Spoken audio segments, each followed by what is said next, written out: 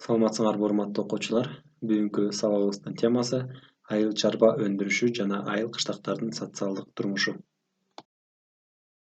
Сабактын планы: айыл чарба өндүрүшү, Кыргызстандагы электр кубаты, айыл кыштактардын социалдык турмушу, байланыштын абалы, айыл кыштактардагы маданияттын абалы. Айыл чарба өндүрүшү 1965-жылы мартта КПССБКнын пленуму СССРдин айыл чарбасын андан ары өнүктүрүүнүн кечиктирилгис чаралары жөнүндө токтом кабыл алган. Кыргызстандын айыл чарба өндүрүшүн каржылоого көп көңүл бөлүнгөн. 1966-75 жылдары айыл чарбага 2 миллиард 586 миллион сом бөлүнгөн. 1976-86 жылдары 4 миллиард 33 миллион сом бөлүнгөн. Бул каражаттар айыл чарба өндүрүшүнүн материалдык техникалык базасын чыңдоого жумшалган. 1985-жылы 19,3 миң трактор болгон.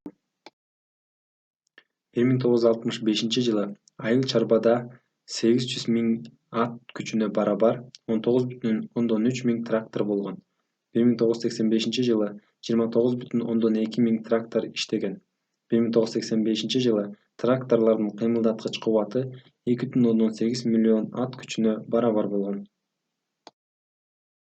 1985-жылга карата Кыргызстанда бир чарбага туура келген тракторлор 72, жүк ташуучу автомобилдер 36, комбайндар 20 болгон. Кыргызстанда ГЭСтер 1965-85 жылдар аралыгында 249,3 миң киловатт саатка өскөн. Жерди иштетүүдө 20 жылда мамлекеттен 1,3 миллиард сом, колхоздордон 130 миллион сом бөлүнгөн. Сугат жерлердин аянты 1 миллион гектардан ашкан 224 миң гектар айдоо жерге 1,789 миң гектар жайыттарга суу чыгарылган. Айыл чарбасында 8-5 жылдыкта колхозчуларга кепилдиги бар эмгек акы төлөө киргизилген. 9-5 жылдыкта колхоздорго чарбалык эсеп киргизилген. Айыл чарбасын ирилештирүү, адистештирүү жана чарба аралык ишканаларды, мекемелерди түзүү боюнча иштер жүргүзүлгөн. Айыл чарбасындагы кемчиликтер: биринчиси, айыл чарба экстенсивдүү мүнөздө болгон. Экинчиси, өндүрүштү уюштуруу жаңы экономикалык ыкмалар администрациялык буйрукчул бийлик тарабынан чектелген.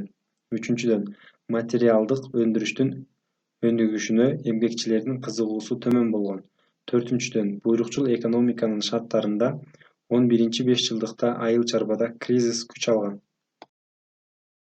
Айыл кыштактардын социалдык турмушу 1965-85 жылдар аралыгында колхозчулардын айлык акысы 69 сомдон 160 сомго өскөн. Совхоздордо 66 сомдон 140 сомго көтөрүлгөн. Ошондой эле пенсия, пособия, айлык акылар көтөрүлгөн. 1985-жылы айыл кыштактарынын 269-да күнүмдүк керектелүүчү азык-түлүктөр, 424-үндө өнөр жай товарларынын сатылуучу дүкөндөр болгон эмес.